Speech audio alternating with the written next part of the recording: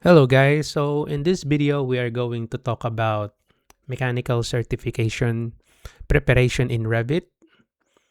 So this time we're going to talk about linking and exporting model. Okay, so instead of having every discipline work in one Revit file, so each discipline usually has its own model. So like for example, we have the architectural model, structural model, hydraulic, mechanical, electrical, and other services or discipline. So if you are the mechanical engineer will gonna be linking the architectural and structural models in their Revit project. So instead of copying it, okay. So why do we need to link instead of copy? It's because each discipline has its own model. Updates from other consultants can be reloaded and smaller file sizes. So that means less risk of accidentally modifying another discipline's work and better work sharing performance. Okay, so as you can see here, I already have the architectural model linked to my MEP project or to my mechanical project. So make sure if you're going to link your architectural model, make sure you pin it, okay, so that you don't accidentally move it. So how to link? If you go to the insert tab, you can see here manage links. You click that and then you can see the manage links dialog box. You can see all the files here that is linked to your project. So currently I only have one, my architectural model. And then in case you want to link another project, another file, you can just click plus and then you can just select one of the options here. So like Revit, IFC, CAD formats, DWF markups, point clouds, topography, PDF, images, and coordination models locally or from the Autodesk docs. Okay, so that's how you link. So you just need to select the model. So let's say, for example, I'm just gonna show you the Revit. If you want to link, just click that, and then you can see here the import link RVT dialog box. So here you can select the model that you are going to link. For example, just click that one, and then after that, you can specify here the positioning. Okay, so if you click the drop down arrow, so you have several options here. So this is probably the most misunderstood topic. So suppose the architect created the building at a project origin, and then after that you receive the file. You should normally use, in my case, I use internal origin to internal origin. Okay, or by shared coordinates. So depending on the project's agreed coordinate workflow. So you can see this in the building execution plan or on the BEP. So avoid manually moving link models after linking as it can create coordination issues. So instead, establish and maintain a consistent coordinate system across all disciplines. And again, make sure you pin your link model. Okay, so the other option, which is we always use or most of the time we use shared coordinates. So just a quick explanation for the shared coordinates. Imagine everyone is modeling the same hospital. For example, like architectural, they put it on 0, 0, 0, same with hydraulic, same with structural, but the real building is located as a certain easting, northing, or RLs. Okay, so you use in shared by coordinates. So shared coordinates allows every model to know its real world location, not just 0, 0, 0 coordinates. So shared coordinates allow every model to know its real location while each discipline can continue modeling comfortably. Okay? Because this is very critical for the civil, for the survey, for the GIS, scan to beam, large infrastructure or mining projects. Okay, so that is very important.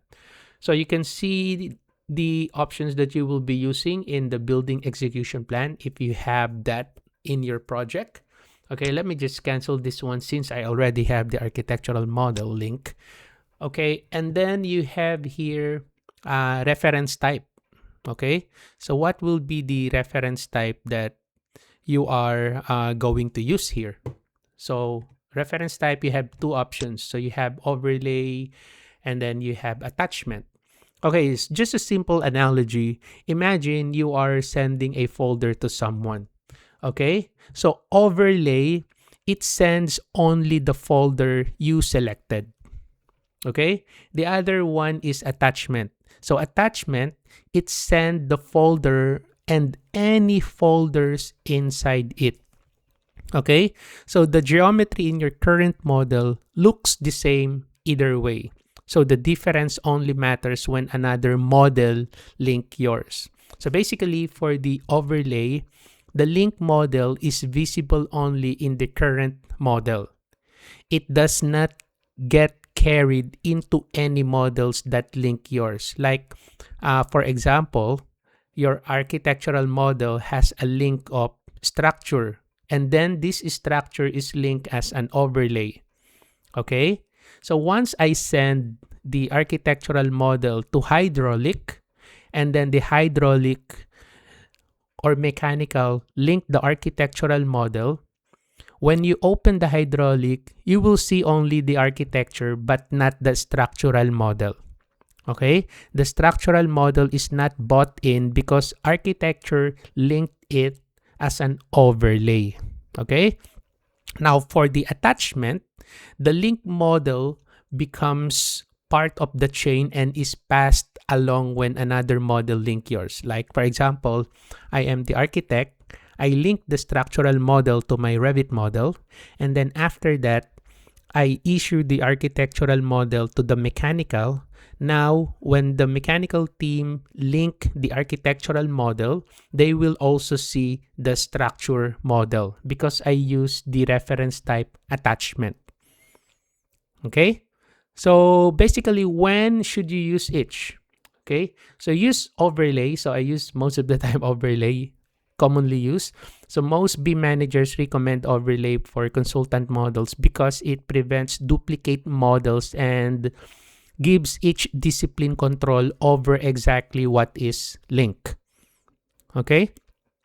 And then as for the attachment, so use attachment when you intentionally want nested links to travel with the parent model. Okay? Because it really affects the exporting. Okay? All right. Now, the other one, the other option that you need to specify here, that you need to consider here on your managed links is the path type.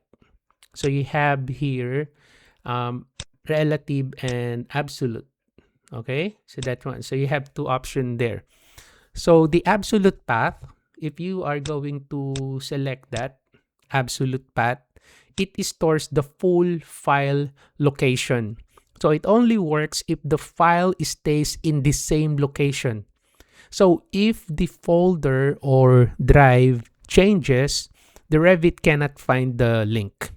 Like for example, you save it in the C drive and then suddenly they change the location of the drive or the folder, or Revit will not be able to find your link model because you selected absolute path. Okay? Absolute path. The other one is relative. So when you say relative path, it stores the location relative to the host model. So basically, if you move the entire project folder together, the links still work. So this is recommended for shared project folders. Okay, so which should you use for these two? Absolute or relative? So you use relative path. It is best for most projects where all models are in the same project folder. Okay, so you use absolute path. So use when link files are stored in a fixed location, like for example in a central server or library that won't move. Okay, so for you to easy understand the relative, the path type, absolute and relative. Okay, when you say absolute, that's the exact address. So when you say relative, relative to the current project folder. Okay, so these are the important option on the manage links dialog box. All right, now after you link, so the practice that I do is after I pin that, okay, is I also disable select pinned elements. So if you click this one, as you can see, there's an X, you will not be able to select your link model. So just remember this because sometimes the user forgets that they have pinned the model and disable this. And then they are wondering why I cannot select the architectural model. It's because it's disable. Okay, you can click that one and then you will be able to select again. Or if this is a link model, okay, you just need to disable this one, select links. Even if you are going to unpin the architectural model, so I'm going to unpin that one. If you don't want to pin your architectural model, although it's best practice to pin that, you can also use this option. You can disable this. So you can click that. So it's now disabled the select links, so you cannot select that one. So if you don't want to pin the link model, so make sure you disable this so that you don't move accidentally your link model. Okay? You have these options here on the lower right corner. So select links, just disable that. And then if for some reason you want to move or touch your link model, just click that one to enable, and then you can now select your link model. Okay, so that's for linking CAD. And then you also have here importing CAD. Okay, it imports data or 3D geometry from other CAD programs to our Revit model. So we are going to talk about the difference between link CAD and import CAD on the next or future videos that I'm going to talk about, that we are going to discuss.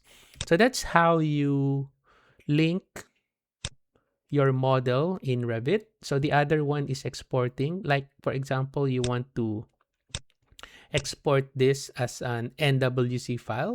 So you can go to add-ins, and then you can go to external tools, and then you can select here Navisworks 2026. So usually we go to the 3D view like that. And then after that, we can export that as a Navisworks model NWC file. So you just need to select this one. And another, this is how you convert your Revit model to Navisworks model. Just click that one. Okay. And you will be able to select options here. Okay. So as an NWC file. And another option that you can use if you want to give your Revit model to other discipline, you can click here, transmit model. So you can click that one, but you need to close the whole file, the whole project in a for you to be able to use e-transmit. Again, we are going to discuss this on the future videos, but I'm just showing you that this is another way of exporting your model out from Revit. Okay, now let's say for example you have here a schedule. So I have a schedule here. So I have mechanical equipment schedule. So if I want this to be exported out, like for example Excel file, so I can go to file and then I can go to export. Okay, so these are the different options that you can use to export your Revit model. But let's say for example you want the schedule to be exported out, so you can click export, click that arrow down, and then you can see here reports, and then you can select there schedule. So you can click that, and then you have an option here if you want to save your schedule as CSV file or text file. Okay, so that's how you export. So that's it for this video. Thank you for watching. Have a nice day.